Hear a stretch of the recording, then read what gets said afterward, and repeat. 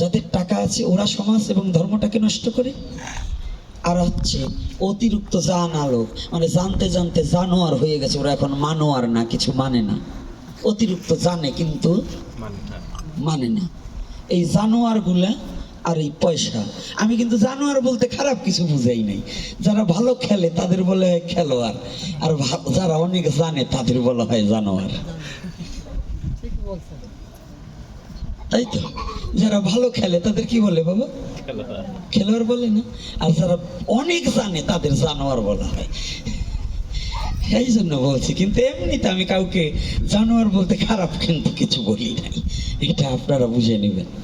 জয় নিতাই গৌর হরি বল। স্বল্প ভক্ত, তারপরেও কথাটা না বলে পারছি না, কারণ যদি এর মধ্যে দুটো ছেলে মেয়ে, দুটো জীবন, যদি এই দুটো বাদ দিয়ে যদি আরো দুটো জীবন যদি এটাকে শিক্ষা করে নেয়, এর মধ্য দিয়ে যদি আমার সঠিক সনাতন তত্ত্বটাকে যদি কেউ অবগত করতে পারে এবং যদি হৃদয়ে ধারণ করতে পারে, তাহলে আমার আজকের কথাটা বলা সার্থক হবে। এই জন্যই বলছি। আর এরকম এই অনুষ্ঠান কিন্তু আমাদের হয়তো নাগরদির মধ্যেই প্রথম, নাগরদি গোয়ালবাতানের মধ্যে ধারের কাছে বোধহয় এই প্রথম নাকি? কি এটা প্রথম না বাবা আপনাদের? কি আপনারা যারা নাগরদিবাসী আছেন, গোয়ালবাতানবাসী আছেন, এই তো প্রথম। এই প্রথমটা আজ নয়, তখন এই বিয়ের সূচনাও হয়নি, তখন থেকে ওর কথা ছিল, বাবা কি যদি কোনোদিন ভগবান আমাকে সোলার ফুল মাথায় উঠাতে দেয়, তাহলে আমি মাছের কোনো কাজ করবই না। তা অনেক অনেক লোক দেখেছি তারা অসমর্থ হয়েছে, পারেনি। ফ্যামিলির চাপেই হোক, আত্মীয়র চাপে হোক, বন্ধুবর্গের চাপেই হোক, তবু ওকে আমি ধন্যবাদ দেই যে তবু মহাপ্রভুর একটা আদর্শ অন্তত প্রতিপালন করেছে। এজন্য আমি ধন্যবাদ দিই এবং এজন্য আমি ভগবানের কাছে প্রার্থনা করি যে এই যে সদিচ্ছাটা জেগেছে, এই সদিচ্ছাটাই একটা ভজনের অঙ্গ। ভগবানের প্রতি, ভগবানের প্রীতি সাধনে যে সদিচ্ছাটা জাগ্রত হওয়া, এটাই একটা ভজনের অঙ্গ। কিন্তু এটা কয়জনের জাগে? একক তো খাওয়ার জন্য কতজন পাগল পারে। আরে মাছ মাংস তো বিড়াল, কুকুরে, ছাগলে, শিয়াল কুকুরেও খায়। প্রসাদ কয়জন খায়? আপনারা অন্য বাড়ি গেলে, আজকে বউ ভাতে গেলে পরে ভালো খেতে পেতেন, 2 পিস 3 পিস মাছ দিত, একটা চিংড়ি মাছ দিত, 2 খান মাংস দিত, খেয়ে চলে যেতেন। কুকুরেও খায়, মানুষেও খায়, কিন্তু কুকুর তো প্রসাদ খেতে পারে না। পারে? কুকুর প্রসাদ ভাগ্যে ঘটে না, এটাও আপনি ভুল বলছেন। ও প্রসাদ মনে করে গ্রহণই করে না, সে তো পশু। কিন্তু একজন সচেতন মানুষ সে কিভাবে, আমার জীবনে আর কিছু হোক বা না হোক, আমি যেন ভগবানের নিবেদিত একটু প্রসাদ যদি আমার ভাগ্যে ঘটে, তাহলে হয়তো আমার জীবন ধন্য হয়ে যেতে পারে। একটু ভগবানের নিবেদিত প্রসাদ, এটা হচ্ছে কত বড় মাহাত্ম্য। তাহলে একে যেখানে যে কথাটা আমার বলা ছিল ওখানে আবার যাওয়া ভালো। তাহলে সাধ ভক্ষণ, পঞ্চামৃত স্বাদ কাহাকে বলছি? একটা নারী গর্ভবতী হওয়ার পরে 5 মাসের সময় 5 প্রকারের অমৃত আছে আমাদের সনাতন ধর্মে। পঞ্চামৃত কি? পঞ্চদ্রব্য আলাদা, পঞ্চ অমৃত আলাদা। পঞ্চদ্রব্য দই, দুধ, ঘি, গোময়, গোচনা, এই 5টা হচ্ছে পঞ্চদ্রব্য। আর পঞ্চামৃত কি? দধি, দুগ্ধ, ঘৃত, মধু, চিনি। কি কি? দধি, দুগ্ধ, ঘৃত, মধু, চিনি। এই 5টা দ্রব্য একত্রিত করে ভগবানকে নিবেদন করে সেই অমৃতটাকে ওই যে গর্ভবতী মা আছে তিনি ভগবানের চরণামৃত দ্বারা ওই পঞ্চ অমৃতকে আস্বাদন করবে আর ভগবানের কাছে প্রার্থনা করবে, ভগবান আজকে তোমার নিবেদিত প্রসাদ আমি গ্রহণ করলাম, তুমি আমার গর্ভে যে সন্তানটাকেই কন্যা দাও আর পুত্র দাও, সে যেন আমার বংশটাকে যেন উজ্জ্বল করতে পারে, সে যেন আমার পিতৃপুরুষকে মুক্তি দিতে পারে, সে যেন আমার পরমাত্মার মুক্তিদাতা হয়, সে যেন তোমার প্রিয় ভক্ত হয়ে পৃথিবীতে প্রকাশ পেতে পারে। এ বলে ভগবানের কাছে আমাদের কি করতে হবে? কি হলো রে বাবা? সাধু আমি একটু সেবা দেই ভক্তি ভারতী বসাটা ঠিক হয় নাই তোমার। তুমি যেখানে বসে ভগবানের বিগ্রহ পিছনে দিয়ে বসা যাবে না। এদিকে আসো, তুমি এদিকে এদিকে বসো। এগুলো সরাও, এগুলো সরিয়ে দাও। কি আর একটি সময় আলোচনা করবো না করবো না? হ্যাঁ, এ ব্যাপারে দুটো কথা বলবো। দাদা এই কোনো কারণ যদি ভালো না লাগে, মন থেকে যদি গ্রহণ না করা হয়, তাহলে এই কথা বলে কোনো লাভ নেই।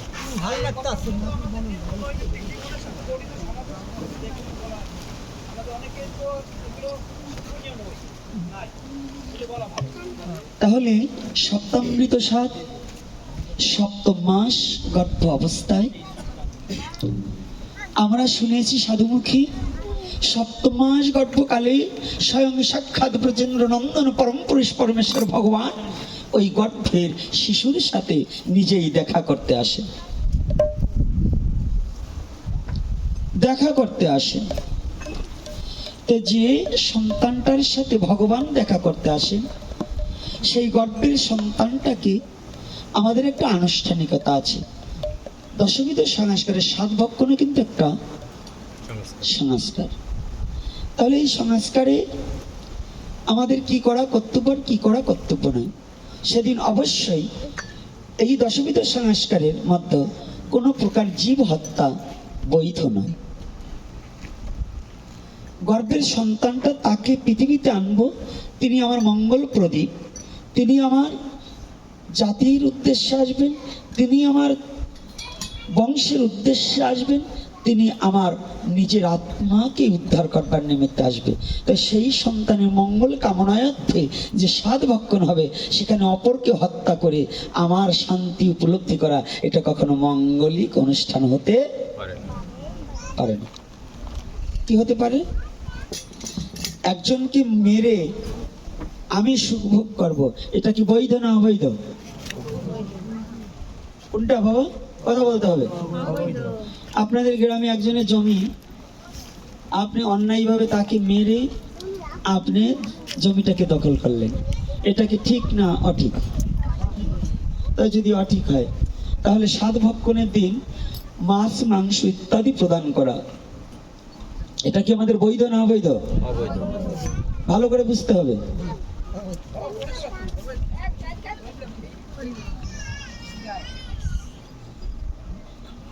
তাহলে যদি অবৈধ হয়, আমরা কি পারি না? অন্যদিন আপনারা মাছ মাংস যতই গ্রহণ করেন, আপনি খেলে আমি আপনাকে ফিরাতে পারবো না। তবে বিশেষ পর্বদিনে, বিশেষ মাঙ্গলিক অনুষ্ঠানে অন্তত এই দিনগুলো তো আমাদের একটু মেনে চলা উচিত কিনা? হ্যাঁ, এই দিনগুলো মেনে চলা উচিত নয়? যারা সমাজপতি আছি, যারা সাধু সন্ন্যাসী আছি, যারা গুরুদেব আছে, প্রত্যেকটা গুরুদেবের, প্রত্যেকটা সাধু মহন্তের, প্রত্যেকটা সমাজপতি তাকেই বলা হয় যে ধর্মের সাথে যার জীবনটা পরিচালনা করতে পারে, তা ভিন্ন সমাজপতি হওয়া সম্ভব নয়। না হলে সে সমাজের সর্বনাশ ছাড়া কোনোদিন ভালো কিছু করতে পারবে না। যার জীবনটা ধর্মের সাথে পরিচালনা না করছে, সে কখনো কি সমাজ পরিচালনা করবে? যে নিজেই তো অধর্মের পথে গমনাগমন করছে, তাহলে সে মানুষের শান্তি কি করে বজায় রাখবে? সে সমাজের শান্তি কি করে ফিরিয়ে দেবে? এজন্য সাধু গুরু বৈষ্ণব যেই হোক না কেন, আগে বুঝতে হবে যে আমাদের ধর্মের সাথে যার জীবনটাকে অঙ্গ প্রত্যঙ্গ ভাবে জড়ানো আছে, যদি সেই অঙ্গ প্রত্যঙ্গ ভাবে যদি ধর্মের সাথে তার জীবনখানাকে না জড়িয়ে নিতে পারে, সে কখনো বিচারক হতে পারে না। ধর্মবিহীন মনুষ্য পশুতুল্য। যার ধর্ম নাই, যে ব্যক্তিকে ধর্মকে আশ্রয় করতে পারে না, তার আচরণ হচ্ছে পশুর মতো। সে প্রবৃত্ত নিবৃত্ত কিছুই বোঝে না, আসরিক ভাবাপন্নে তার জীবন। সে কোনোদিন কারো ভালো কাজ করিতে পারে না। তাহলে আমাদের এই যে সাধ ভক্ষণে কি পারি না আমরা মাছ মাংসটাকে ত্যাগ করতে? কি পারি কিনা? রাধে রাধে রাধে রাধে। আচ্ছা, আমাদের কোনো বিবাহে, পৌরাণিক কোনো বিবাহে, সত্য কথা বলবেন তো, আজকে যতজন আছেন যারা গ্রন্থ দর্শন করেছেন, আর নাগুরদিবাসী তো সাক্ষাৎ বৃন্দাবনের লোক, অর্থাৎ নাগরদীতে দুজন গোসাইয়ের বাস, বৃন্দাবনে বসবাস করছেন। আপনাদের কাছে শাস্ত্র বলা আর মার কাছে মামা বাড়ির গল্প করা তিনজন না? ও, তাই যাই হোক, আপনাদের কাছে শাস্ত্র বলা আর মার কাছে মামা বাড়ির গল্প বলা দুটোই সমান। তথাপিও বলবো, তথাপিও একটু বলছি। আপনারা যারা আছেন, আমাদের পৌরাণিক কাহিনীতে রাজরাজাদের বিয়ে কি মাছ দিয়েছে এমন কোনো প্রমাণ আছে? মাংস দিয়েছে কি প্রমাণ আছে? আপনারা যারা একটু বয়স্ক, আপনাদের বিয়ের সময় মাংস ছিল? অগত্যা ছিল নাকি? ছিল তো তৈরি হলো, তৈরি বানাইলো। মাছ ছিল, মাংস ছিল, মাংস ছিল না, মাছ তো ছিল। মাছ ছিল, হ্যাঁ, মাছ ছিল। আবার অনেকে পাকা খাওয়াতো, তখন মাছও দিত না। শ্রাদ্ধ এবং বিবাহে দুটোই পাকা খাওয়াতো। পাকা মানে কি? লুচি, মিষ্টি, দই এগুলো খাওয়াতো, তখন কিন্তু মৎস্য দিত না। আজও পূর্ববঙ্গে পদ্মা পার হলে কিছু কিছু জায়গায় এরকম খাওয়ার প্রচলন আছে। শ্রাদ্ধে তারা মৎস্য দেয় না, পাকা খাওয়ায়। মানিকগঞ্জে বিবাহেও অনেক সময় পাকা খাওয়ায়। শ্রাদ্ধে খেয়ে এসছো? বাহ বাহ বাহ। তাহলে দই, মিষ্টি, লুচি, মুড়ি, চিরা ইত্যাদি, তাই না? পেট পুরে যত পারো খাও, কোনো নিষেধ নেই। হ্যাঁ, পাকা খাবার। কিন্তু আমাদের পদ্মার এপারটা কিন্তু একটু বেশি হজবরল। এপারের মানুষ হচ্ছে পেটুক বেশি, খাওয়া পাইলে বাবার নামও ভুলে যায়। যদি কেউ খাবার দিয়ে দুটো থাবড়ও মারে, তবু খাওয়া থেকে উঠবে না। যদি খালি বড় মাছের পিস দেখে, তাইলে ওরা মানে নিজেকে নিজে হারিয়ে ফেলে, চৈতন্য জ্ঞান আর ফিরে পাই না, অচৈতন্য হয়ে যায় খাওয়া পাইলে। ও রাগ করবে না, রসিকতা ছেলে কথা না বলে আর পারছি না। দেখুন আমাদের এখানে সনাতনীদের অবস্থা কি। একজন একটা অপকর্ম করছে, সঠিক বিচার করবে না। ওর বিচারটা হবে কি, তুমি আজকে একটু বৈষ্ণব সেবা দিয়ে দিও, আজকে 200 লোক খাইয়ে দিও। মাতুবররা নির্দেশ দিচ্ছে, 200 লোক খাইয়ে দিও, বৈষ্ণব সেবা দিও। তো বৈষ্ণব সেবা কি দেখবেন, বৈষ্ণব সেবার আয়োজন করছে রুই মাছ, চিংড়ি মাছ, ইলিশ মাছ, হ্যাঁ, ইচ্ছা মতো খাও। আচ্ছা, বৈষ্ণব সেবা যদি হয়, বৈষ্ণব সেবার নিয়ম কি ওই নাকি? বলুন তো, বৈষ্ণব কয়জন আছে? 200 লোক খাওয়াতে বললা, 200 বৈষ্ণব খুঁজতে গেলে 6 জেলায়ও 200 বৈষ্ণব নেই। আছে? 6টা জেলায় 200 বৈষ্ণব আছে নাকি? 6টা জেলায় 200 বৈষ্ণব হবে? তাই আমরা যে বলি 200 লোক, 200 বৈষ্ণব খাইয়ে দিবি, তুই বৈষ্ণব সেবা দিবি, যা এই কাজ করলে পারে। আসলে সঠিক বিচারটা করলাম না, যে ও যে অপরাধ করছে, এর অরিজিনাল শাস্ত্রীয় বিচার কি? খাওয়া পেয়ে চিত হয়ে পড়ছি কাছুমের মতো, আর আমার হুঁশ নেই। হ্যাঁ, এটা কিন্তু শাস্ত্রীয় বিধান নয়। তাহলে শাস্ত্রীয় বিধান কি? শাস্ত্রটাকে হৃদয় দিয়ে মেনে নিতে হবে। তাই মেনে নেওয়ার নাম ধর্ম, আর না মেনে নেওয়ার নাম অধর্ম। অধর্ম। বাহ বাহ বাহ। তা আমাদের অধর্ম হচ্ছে বেশি, ধর্মটা হচ্ছে কম। যার পরিপাকে ছেলে বাবার কথা শোনে না, হ্যাঁ, স্ত্রী স্বামীর কথা শোনে না, হ্যাঁ, পুত্রবধূ শ্বশুরের কথা শোনে না, এ শুনবে কেন? অর্থাৎ হিংসা দিয়ে যেখানে শুরু, সেইখানে কি কোনো শান্তি আসতে পারে আমাদের জীবন? আগে 5 ভাই একত্রিত ছিল। আমার জীবনে দেখেছি যে কাকাখুড়োরা 3 ভাই, তারা একসাথে রয়েছে, তাদের ছেলে পেয়ে বুড়ো হয়ে গেছে, তারাও একসাথে খাচ্ছে। অথচ এখন আপন বাপ আর ছেলে একসাথে খেতে পারছে না। বাবাকে বলে তুমি আমার হাড়িতে ভাত দিই। এর কারণ কোথা থেকে?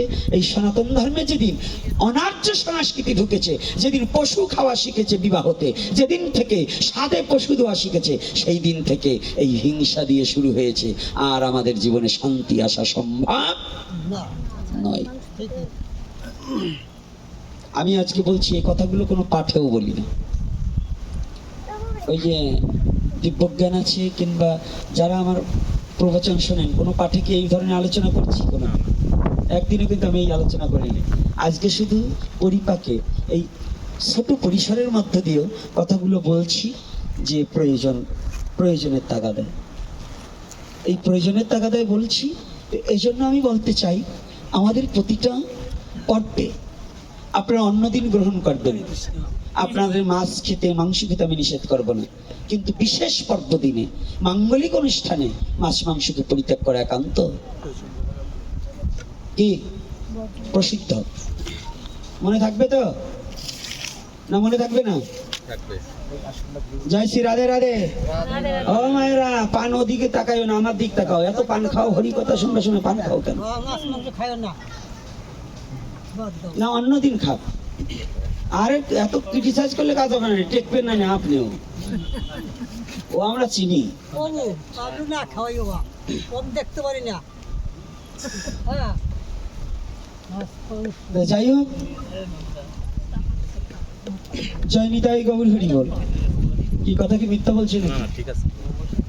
তাহলে আমাদের সদা সর্বক্ষণ একটা জিনিস, তুমি একটু ঘুরে বসো ওই ভগবানের দিকে। ভগবানের সেটা তো না না, এদিকে বসো।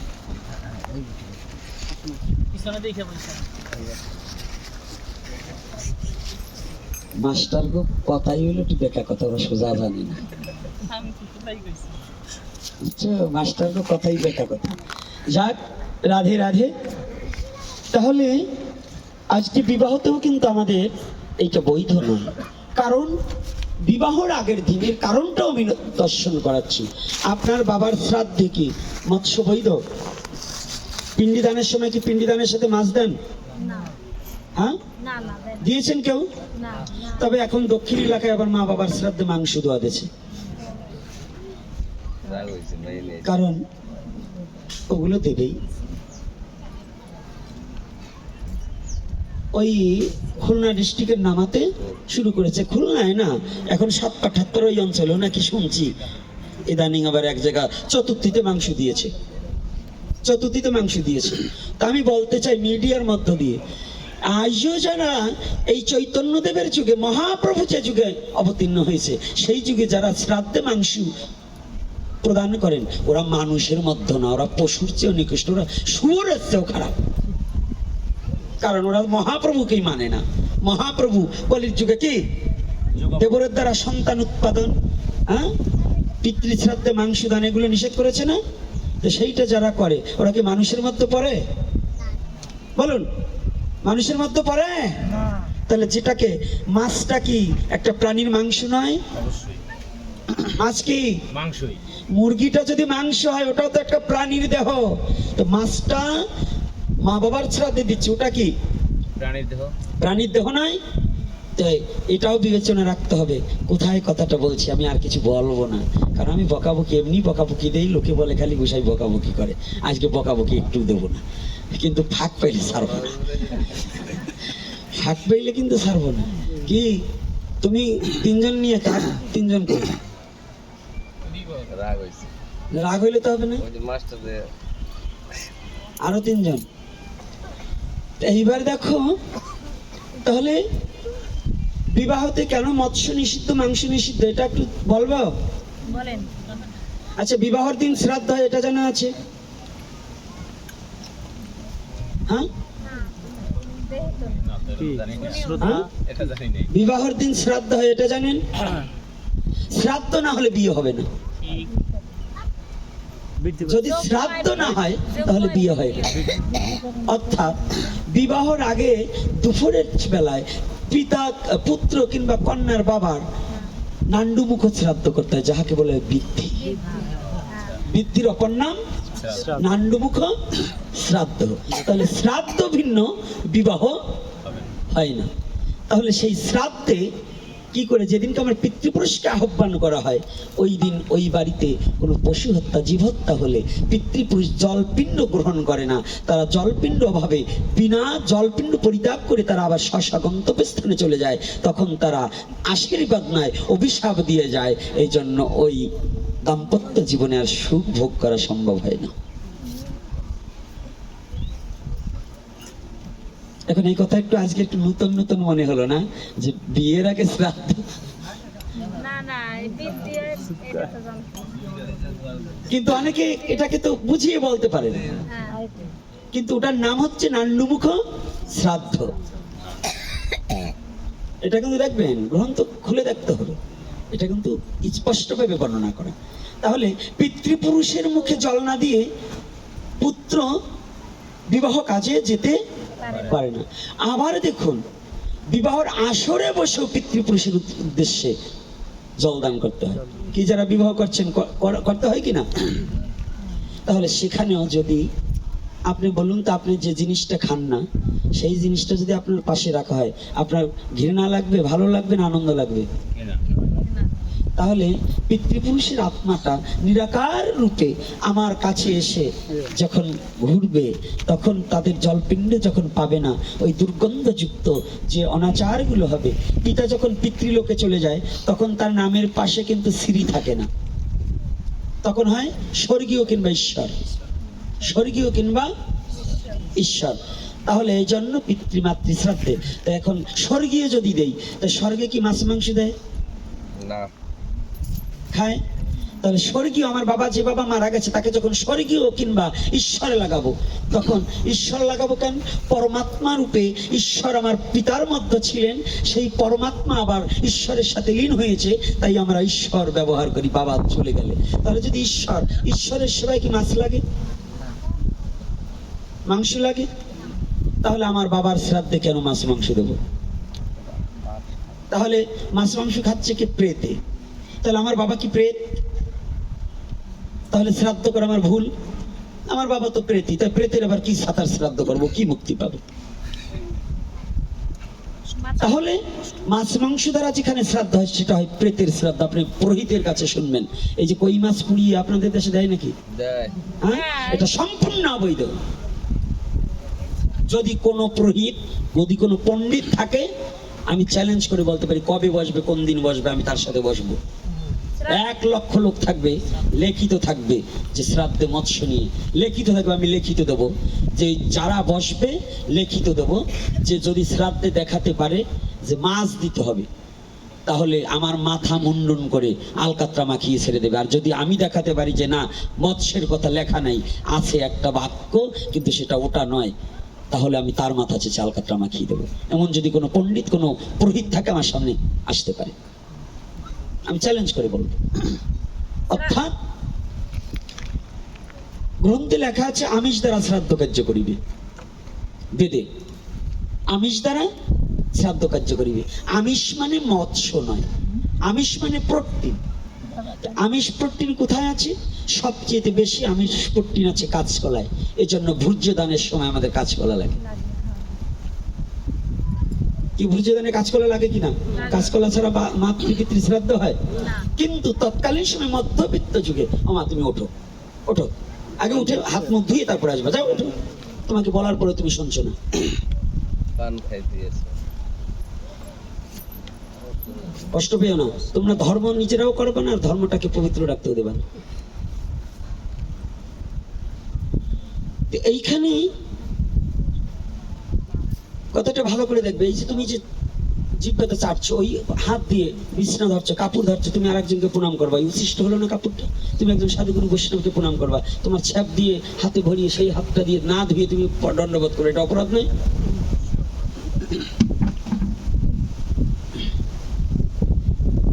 তাই এইবার আমাদের দেখুন ভালো করে ব্যাপারটা বুঝতে হবে।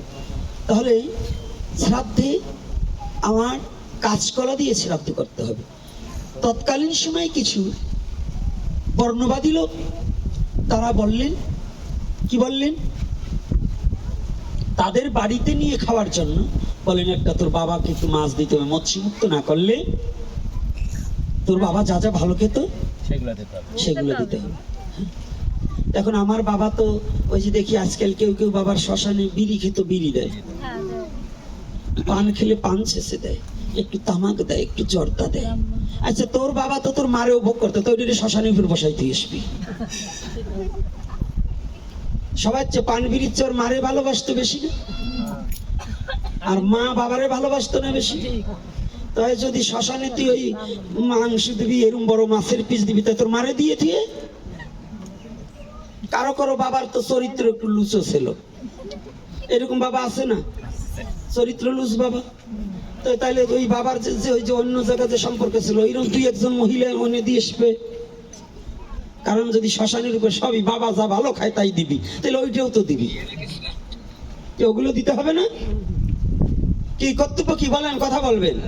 যদি আইনত, যদি পান বিড়ি দেশ, তোর বাবা পান খাইছে, তুই যদি পান দিতে হয়, বিড়ি খাইলে বিড়ি দিবি, মাছ খাইলে মাছ দিবি, তাহলে তোর বাবা ওইটিও খাইতো, ওইটিও দিবি।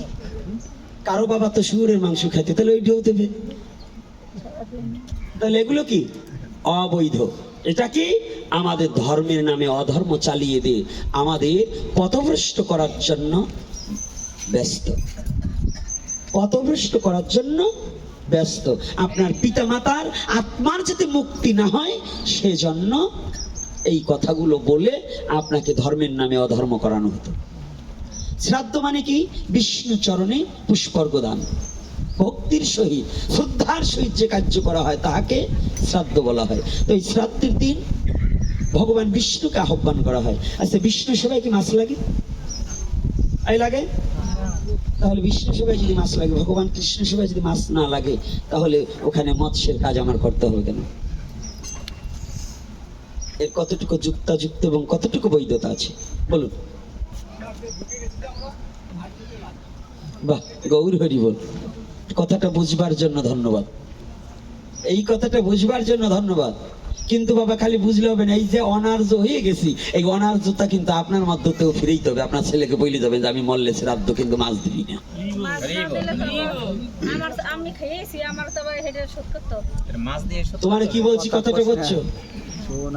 কথা এত সময় শুনছো? শোনো নাই, শুনলে বলতা না, কথাই শোনো নাই। আমার মহাপ্রভু যাহা বলাবে প্রত্যেকটা কথা তুমি পিছনে প্রশ্ন করবা, এইটা রেখে আমি কথা বলি না। আমি কথা বলবো যে কথাটা একেবারে ক্লিয়ার ভেঙে দেবো, যাতে তোমার আর পরবর্তীতে কথাটা না জিজ্ঞাসা করতে হয়, এই জন্য কথাটা বলা হবে। আমি তোমাকে বলছি বাবা তো অমুক খেত তমুক খেত, সেইটা দাও। আমি খেয়ে এসছি, খেয়েছি কি? আমি জীবদ্দশায় অনেক অপকর্ম করেছি, আমার অপকর্মের ভাগ কেউ নেবে? তা মাছের ভাগটা নিবার চাও কেন? আমি তো অপকর্ম করছিলাম, অমুক জায়গায় গেছিলাম, আমার বিচার হয়েছিল, আমাকে 100 জুতোর বাড়ি দিয়েছিল। কোনো মাতুব্বার আমার 50টা জুতোর বাড়ি নেবে আমি মরার পরে? আয় নেবে? তা যদি আমার জুতোর বাড়ি 50টা না নেয়, তা আমি যে মাছ খেয়েছি, মাছের ভাগ তুমি খাবা কি করে বলো? তাহলে জীবদ্দশায় যা করছি মৃত্যুর পরেও সেইটাই আমার করতে হবে, এমন কোনো কথা নয়। শাস্ত্র আমার গতিতে চলে না, শাস্ত্র শাস্ত্রের গতিতে চলে। রাধে রাধে। নাকি শাস্ত্র আমার গতিতে চলবে? শাস্ত্র শাস্ত্রের গতিতে চলবে।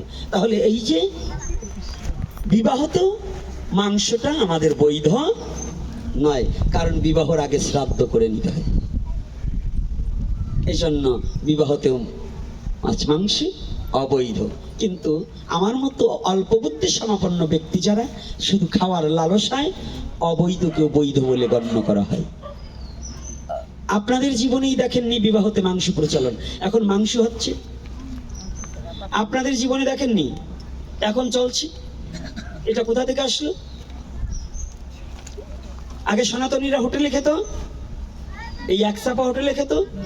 ঢাকার বাড়িতে 2টো হোটেল ছিল, ফরিদপুরে 1টা হোটেল ছিল। এখন সনাতনীরা গলায় মালা নিয়েও যেখানে সেখানে বসে হরিবোল মেরে দেয়। ওই যে আমার ইন্দ্র বাবা নাম গাইছে, যখন ইন্দ্রর চেহারা দিয়ে নাচ দিয়ে ওই এখন কি বলবো বাবা, আবার তুমি কষ্ট পেও না, এখন তোমাকে সামনে বলা উচিত না, তবু বলি। যে সময় তোমার মার দিয়ে ভালো ভালো রূপসী নারী তাকাই থাকতো, যে সময় বাঁশি বাজাতো, কারণ বাঁশি একটা মোহিনী মন্ত্র। যত বড় বাজনা হোক, বাঁশিতে যদি একবার টান মারে, কুলবধূর কুল নাশ করে দিতে পারে বাঁশির টানে। এটা হচ্ছে পরম পুরুষ পরমেশ্বর ভগবান শ্রীকৃষ্ণের কৃপা। এটা কিন্তু কৃপা। তখন শোনো, তখন কিন্তু এত হোটেলে খাওয়া শিল্পী ছিল না।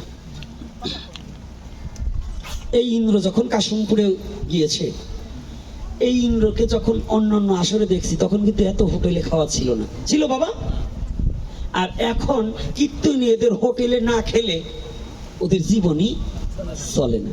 তা যাইও হোটেলে কি 3 প্রকারের মাংস রয়, এটা গোমাতা, এটা কালা হরিণ, আর একটা ওই আজান দেওয়ার সময় সবাই আজান দেয়। তা তো বুঝছেন, এই 3টেই রইল। যদি 3 পাত্রে রইল, মনে করেন আপনি হিন্দু ভদ্রলোক, একই কড়াইতেই রান্না করছে 3 বস্তু। কি 1 কড়াই না 2 কড়াই? আচ্ছা, চামচ কয়টা? একটাই। আচ্ছা, মনে করেন মুরগির রোস্টের ঝোল একটু কমে গেছে, তো ওই যে হাম্বারতে যে 2 চামচ ওখানে মারে না, এর কি নিশ্চয়তা আছে? সত্য কথা বলবেন। তো যেগুলো নিজের স্বজাতির চিন্তা পরিত্যাগ করিয়া শুধু খাবার লালসায় যারা হোটেলে ভক্ষণ করে, তারা ওগুলোই খায়। একজনও বলতে পারবে না যে আমি খাই না, একজনও বলতে পারবে না, কারণ একই চামচ, একই থালা, একই প্লেট। এই জন্য জানেন, আমি যার ঔরাসে জন্মগ্রহণ করেছি, একদিন আমার বাবা কাঠমিস্ত্রির কাজ করতেন। তা আমি গিয়ে, ছোটবেলায় তুই জুগাইলে ঠুকাইলে নিত, তো দুষ্ট মানুষ তো, কয়ে ও যখন আমি শুধু হরিসভা করে বেড়াই, কয়ে ও কোনো পর্বেও না কাজও করবে না, তাহলে এক কাজ কর, ও যে ভাত রান্না করবে। তখন কিন্তু হিন্দু মিস্ত্রিরা এত সহসা ভিন জাতের বাড়ি খেত না। এখন যেমন মোটা মোটা তুলসীর মালা, আচার মালা যাই না, চুলদারি রাখে একেবারে বসান দেয় কায়দা মতো, পান্তা ভাতের শুরু করে কুরবানির পরের দিনও যেয়ে খায়। এইগুলো আগে খেত না, নাকি মশাই? আমার বাবা নিয়ে গেলেন এক বাড়িতে, হঠাৎ করে এখন হলুদের গুঁড়ো নেই।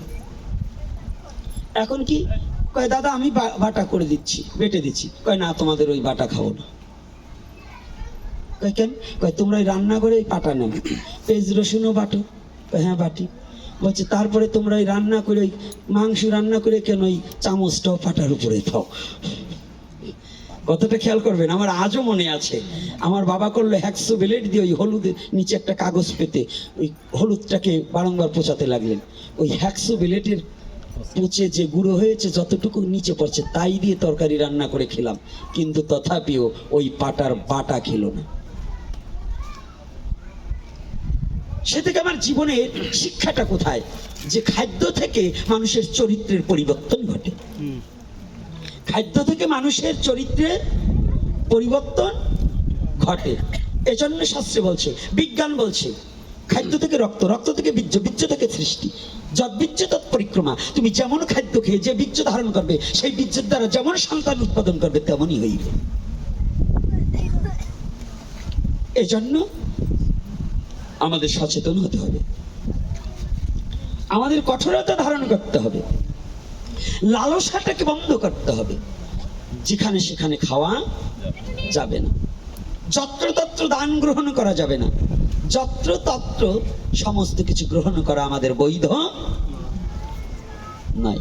আমি জানি হয়তো আপনাদের মধ্যে একটু বিরক্ত লাগবে যে গোসাই হরিকথা বাদ দিয়ে কথা বলছি কেন, এটা কি হরিকথার মধ্য নয়? এ কথা কি হরিকথার মধ্য কি না? না ভাইরা, আপনার চরিত্র যদি সঠিক না করতে পারেন, আপনার হরিকথায় কি কাজ হবে?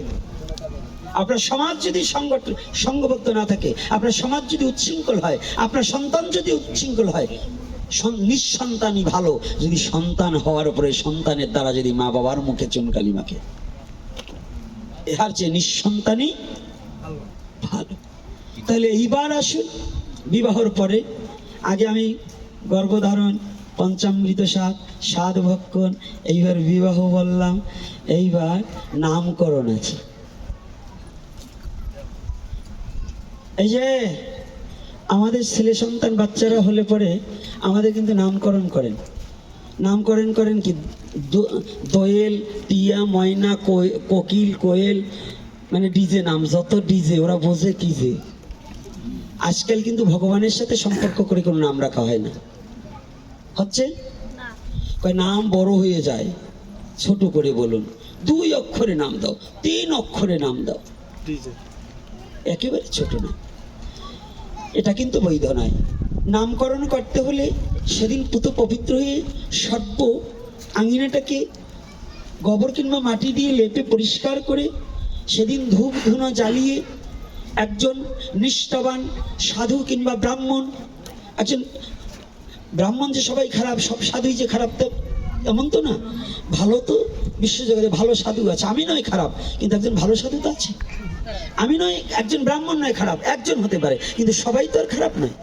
আপনার যাকে মনোভূত একজন শুদ্ধ ব্রাহ্মণ, একজন বিদগ্ধ ব্রাহ্মণকে ডেকে তাকে বলতে হবে, আমার পুত্রটার এমন একটা নাম দিন যে নামটা দিলে যেন আমার ভগবানের কথা স্মরণ হয়, আমার ভগবানের কথা স্মরণ হয়, এই নামটা আপনি একটু নির্ধারণ করুন। তাহলে যদি এই জ্ঞানী ব্যক্তি হয়, ভগবানের অনন্ত কৃষ্ণের নাম, অনন্ত মহিমা নারদাদি ব্যাসদেব দিতে না রে শিব। 108টাই কৃষ্ণের নাম নয়, কি বলছে? অনন্ত কৃষ্ণের নাম, অনন্ত মহিমা। তাহলে আমাদের প্রতিটা জীবের কর্তব্য কর্ম কি? প্রতিটা জীবের কর্তব্য কর্ম কি? এগুলো কি কর্তব্য কর্ম নয়? তাহলে আমি যে নামটা রাখবো ওই নামটা যেন ভগবানের সাথে সংমিশ্রিত থাকে। ওদিনও নামকরণের দিনও কিন্তু আমিষ আহার করা যাবে না। আপনাদের ছেলে মেয়ে হলে ৬৬ দিন ৬ মাছের ঝোল, কাতলা মাছের মাথা, আরো কি কি দেয় যেন, ব্রেন ভালো হবে বাচ্চা নাকি, এরকম দেয় নাকি? এটা কিন্তু নিষিদ্ধ, একেবারে নিষিদ্ধ। এটা কোনো গ্রন্থ থেকে কেউ দেখাতে পারবেন না যে এই মাছ দিতে হবে, এই মাছ খাওয়ালে পরে ছেলের ব্রেন ভালো হবে, অমুক হবে তমক হবে। যারা সাত বক্ষণই করে না তাদের ছেলেদের ব্রেন হয় না।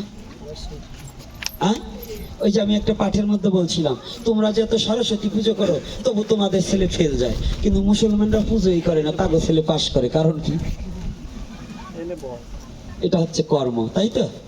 যদি তুমি লেখাপড়া না করো, সরস্বতী পুজো 13 খান করলে তোমার ছেলে পাশ হবে? হ্যাঁ, তাহলে পড়তে হবে। তো তদ্রূপ সনাতন ধর্ম গল্প মারলে কাজ হবে না, তাকে আচরণ করতে হবে। সনাতন ধর্ম কিন্তু গল্প মারা ধর্ম নয়। এইবার গেল নামকরণ, এইবার উপনয়ন আছে, জানেন? হ্যাঁ, জানেন না, মিথ্যা কথা। তাহলে আপনাদের ছেলেদের কাউরে উপনয়ন করার নাই কেন? এই যে কয়টা আসছে, সাউসরি কীর্তে নাপিত দুপা নমো সারাল চৌধুরী যাই আসছেন এখানে, পালমো সাহেব শুরু করে, আপনাকেও তো সবারই উপনয়ন আছে, কইতে আছে, ওই একটার গলায় তো নেই। কারণ কি? অর্থাৎ আপনারা জানেন পৈতে শুধু ব্রাহ্মণেই নেবে না, ব্রাহ্মণ হইতে পৈতে লাগে না, ব্রাহ্মণ হইতে লাগে সাধনা। আর দ্বিজ হইতে উপনয়ন, উপনয়নার্থে দ্বিজ, দ্বিজনম প্রাপ্তি হতে হলে তার উপনয়ন করতে হবে। উপনয়নের আর এক নামই পৈতা। এজন্য পৃথিবীতে সনাতন ধর্মের যত আমরা জাতিভেদ করছি, এই সমস্ত জাতির জন্যই উপনয়ন আছে। কামার কুমার ডোম মেতর মুচি সব জাতির উপনয়ন আছে। দশবিধ সংস্কারের একটা সংস্কার, এ নিয়ে আমার বহুবার কথা আছে।